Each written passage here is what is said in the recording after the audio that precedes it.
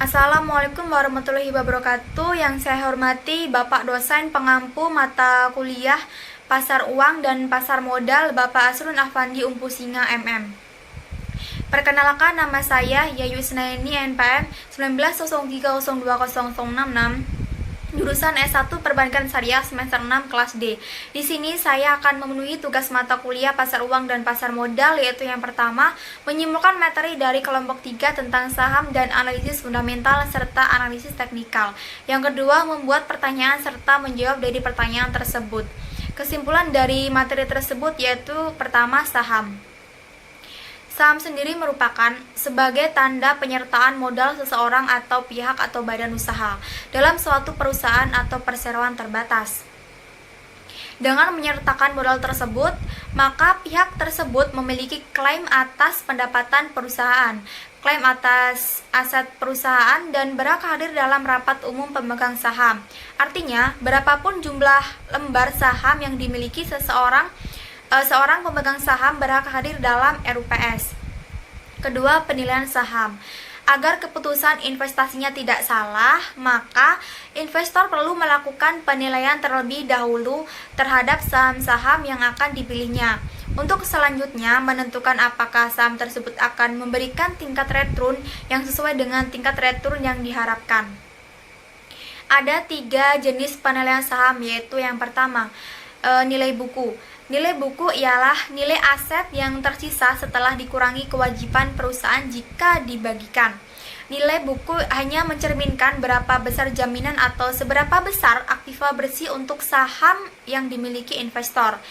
B. Nilai pasar. Nilai pasar merupakan harga yang dibentuk oleh permintaan dan penawaran saham di pasar modal atau disebut dengan harga pasar sekunder. C. Nilai intrinsik. Nilai intrinsik adalah nilai saham yang menentukan harga wajar suatu saham agar saham tersebut mencerminkan nilai saham yang sebenarnya sehingga tidak terlalu mahal. Jika nilai pasar suatu saham lebih tinggi dari intrinsiknya, berarti saham tersebut tergolong mahal atau overvalued. Ketiga, analisis saham. Analisis saham merupakan sebagai upaya untuk menelaah saham perusahaan tertentu yang bertujuan untuk melihat serta menilai kinerjanya selama ini, sehingga calon investor bisa menentukan apakah saham pilihan mereka layak atau dibeli atau tidak. Keempat, pasar bullish dan pasar bearish. A. Pasar bullish. Bullish atau bull market merupakan kondisi pasar modal ketika mengalami tren naik karena pelaku pasar atau investor membeli saham dalam jumlah banyak secara keseluruhan di setiap sektor. Hal ini ditandai dengan indeks pasar saham yang juga terus mengalami peningkatan dalam kurun waktu tertentu. B. Pasar bearish. Tanda terjadinya bearish adalah turunnya indeks harga saham secara menyeluruh. Para investor juga kerap menggunakan istilah ini sebagai prediksi atau anggapan bahwa harga saham akan bergerak turun. Jika kondisi ini terus berlanjut, para investor akan mempertimbangkan opsi menjual saham sehingga terhindar dari kerugian. Kelima, pendekatan tradisional atau analisis fundamental. Analisis fundamental adalah suatu analisa yang mempelajari hal-hal yang berhubungan dengan kondisi keuangan suatu perusahaan dengan tujuan untuk mengetahui sifat-sifat dasar dan karakteristik operasional dari perusahaan. Public analisis fundamental terdiri atas beberapa analisis, yaitu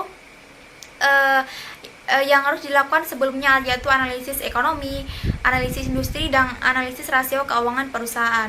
Keenam, ada residual income. Residual income dapat dinyatakan sebagai suatu pengukuran yang digunakan untuk melihat sejauh mana pencapaian pendapatan bersih atau net income melebihi laba perusahaan yang ditargetkan. Yang ketujuh, ada pendekatan modern atau analisis teknikal. Analisis teknikal adalah suatu pendekatan analisa harga yang mempelajari aktivitas pasar dengan menggunakan data-data historis harga, termasuk grafik harga yang telah terjadi di masa lalu, untuk memprediksi dan mengantisipasi pergerakan harga yang akan datang. Tipe analisis teknikal yaitu A. Follow the smart money view.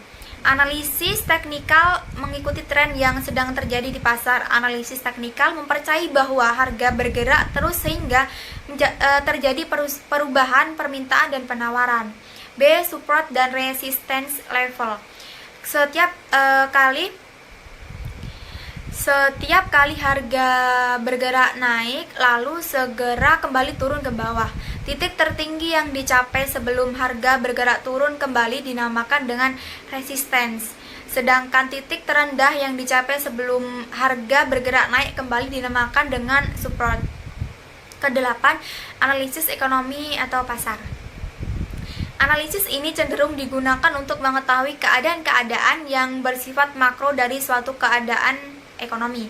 Unsur-unsur makroekonomi yang biasa dianalisis melalui analisis ekonomi ini adalah faktor tingkat bunga, pendapatan nasional suatu negara, kebijakan moneter, dan kebijakan fiskal yang diterapkan oleh suatu negara. Analisis ini digunakan untuk mengetahui potensi dari faktor makro yang pastinya menjadi salah satu faktor yang mempengaruhi tingkat pengembalian dari investasi.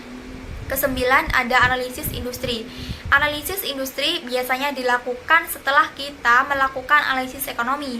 Dalam analisis industri, investor mencoba memperbandingkan kinerja dari berbagai industri untuk bisa mengetahui jenis industri apa saja yang memberikan prospek paling menjanjikan ataupun sebaliknya. Setelah melakukan analisis industri, investor nantinya akan menggunakan informasi tersebut sebagai masukan untuk mempertimbangkan saham-saham dari kelompok industri mana sajakah yang akan dimasukkan dalam portofolio yang dibentuknya. Kesepuluh, ada analisis perusahaan. Tahapan analisis perusahaan dalam analisis fundamental bertujuan untuk mengetahui industri yang paling berprospek dan paling menguntungkan. Prospek industri atau perusahaan yang paling menguntungkan dapat dilihat dari laporan keuangan seperti harga saham yang di bawah harga nominalnya atau undervalued, dan diperkirakan akan meningkat setelah dimiliki atau perusahaan yang harga pasar sahamnya lebih tinggi dari nominalnya atau overvalued, sehingga akan menguntungkan untuk dijual. Untuk mengetahui apakah saham suatu perusahaan layak dijadikan pilihan investasi, dilakukan analisis pada perusahaan yang bersangkutan. Dari analisis tersebut dapat memberikan gambaran mengenai karakteristik internal, kualitas dan kinerja, serta prospek perusahaan tersebut di masa yang akan datang. Dari pembahasan materi tersebut, saham dan analisis fundamental serta analisis teknikal, selanjutnya di sini saya membuat 3 pertanyaan serta menjawab pertanyaan tersebut. Pertanyaan pertama, jelaskan perbedaan dari analisis teknikal dengan analisis fundamental, yaitu analisis teknikal 1. Berkaitan dengan laporan keuangan sampai ke rasio-rasionya. 2. Menggunakan chart yang bisa diambil mingguan, harian, bahkan per jam. Yang ketiga, cocok untuk konsep trading. Yang keempat, dengan analisis teknikal, trader bisa beli saham dengan melakukan perhitungan dan membeli saat yakin saham tersebut bisa dijual lebih tinggi. Yang kelima, ada analisis saham dari sisi teknikal. Karena hanya melihat grafik, terkadang trader tidak tahu kondisi sebenarnya perusahaan. Sedangkan secara garis besar, analisis teknikal saham adalah berdasarkan pada pola pergerakan harga saham dari waktu ke waktu. Sedangkan analisis fundamental pertama berkaitan dengan dasar-dasar ekonomi, neraca, dan laporan laba rugi. Kedua, hasil analisis tidak bisa langsung terlihat secara real time. Ketiga, cocok untuk konsep investasi. Yang keempat, dengan analisa fundamental, investor biasanya beli saham saat harga turun dari yang seharusnya. Secara garis besar, analisis fundamental saham adalah analisis yang berdasarkan pada faktor-faktor fundamental perusahaan dan yang dipengaruhi oleh faktor ekonomi dan industri. Pertanyaan kedua, apa yang dibutuhkan untuk bisa melakukan analisis fundamental? Yaitu analisis fundamental membutuhkan data untuk bisa dianalisis. Data bisa didapatkan dari berbagai berita, data ekonomi, dan laporan keuangan yang dirilis oleh emiten yang terdaftar di Bursa Efek Indonesia. Berita perusahaan bisa didapatkan dari koran atau media elektronik, sedangkan data ekonomi bisa didapatkan dari rilis Badan Pusat Statistik atau Bank Indonesia. dengan data laporan keuangan perusahaan dirilis oleh emiten setiap 3 bulan sekali. Bisa didapatkan di website Bursa Efek Indonesia. Pertanyaan ketiga, apa fungsi analisis fundamental? Yaitu analisis fundamental memiliki beberapa kegunaan di dalam investasi saham. Antara lain, 1. Mendeteksi saat yang tepat untuk masuk atau keluar dari pasar saham. Dengan mengetahui bagaimana kondisi ekonomi negara, kita dapat mengetahui kapan kita harus berinvestasi. Yang kedua, membantu memilih saham yang baik untuk investasi. Dengan analisis industri dan keuangan perusahaan, kita dapat terhindar dari memiliki perusahaan yang fundamentalnya kurang jelas. Yang ketiga, mengetahui harga wajar suatu saham. Analisis fundamental dapat digunakan untuk mengetahui valuasi saham, yaitu berapa nominal rupiah saham itu layak dihargai.